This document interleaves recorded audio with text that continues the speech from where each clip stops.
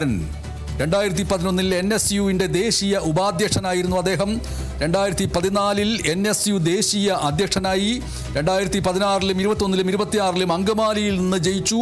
2022 AICC സെക്രട്ടറിയായി Roji M John ഇപ്പോൾ ഇതാ മന്ത്രിയായി സത്യപ്രതിജ്ഞ ചെയ്ത് അധികാരമേൽക്കാൻ ഒരുങ്ങുന്നു.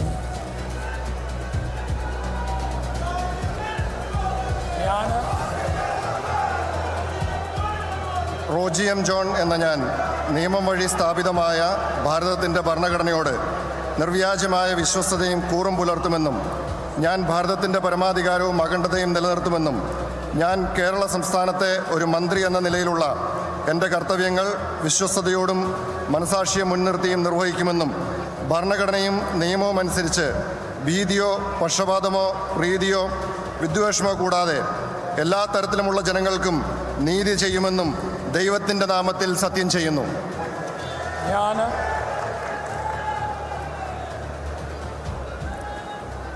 റോജി എം ജോൺ എന്ന ഞാൻ കേരള സംസ്ഥാനത്തെ ഒരു മന്ത്രി എന്ന നിലയിൽ എൻ്റെ പരിഗണനയിൽ കൊണ്ടുവരുന്നതോ എൻ്റെ അറിവിൽ വരുന്നതോ ആയ ഏതെങ്കിലും വിഷയം അങ്ങനെയുള്ള മന്ത്രി എന്ന നിലയിലുള്ള എൻ്റെ കർത്തവ്യങ്ങളുടെ മുറപ്രകാരമുള്ള നിർവഹണത്തിന് ആവശ്യമാകുന്നതൊഴികെ ഞാൻ ഏതെങ്കിലും ആളുകൾക്കോ നേരിട്ടോ നേരിട്ടല്ലാതെയോ അറിയിച്ചു കൊടുക്കുകയോ വെളിപ്പെടുത്തി കൊടുക്കുകയോ ചെയ്യുകയില്ലെന്ന് ദൈവത്തിൻ്റെ നാമത്തിൽ സത്യം ചെയ്യുന്നു.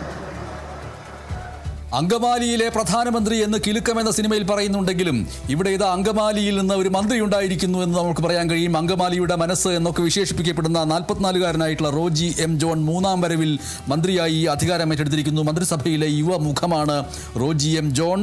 2011 NSUവിൻ്റെ ദേശീയ ഉപാധ്യക്ഷനായിട്ട് അദ്ദേഹം രാഷ്ട്രീയ രംഗത്തേക്ക് വന്നു. 2014 NSUവിൻ്റെ ദേശീയ അധ്യക്ഷനായി മാറി.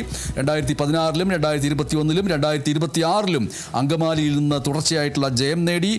2022 AICCയുടെ സെക്രട്ടറിയായി അദ്ദേഹം ഉയർന്നു.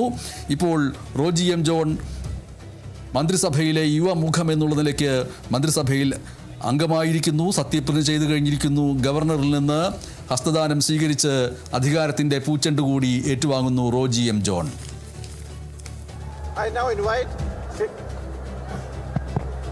I now invite Srimati Bindu Krishna, Minister Designate, to take the oath of office and oath of secrecy.